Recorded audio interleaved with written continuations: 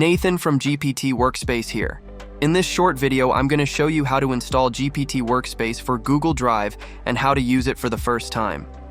Okay, first, when you're on gpt.space, you click on Install the free add-on. Now you see our logo and a quick presentation. You click on Install on the right side. Then you can choose a Google account. I have only one available, so no need to hesitate. Here we have a bunch of features of GPT Workspace. As you can see, it can also be used in Google Docs, Slides, and Sheets. But let's focus on using it for Google Drive. Click on Allow. It's that simple. You have a pop-up from Google telling you that the add-on has been installed. You click on Next and on Done.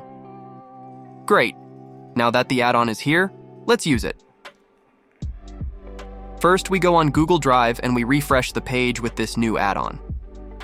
On the right side, we can see the GPT Workspace logo. We click on it, then on our first file, which is an article about the use of AI by freelancers, and we summarize it. We wait for a little bit.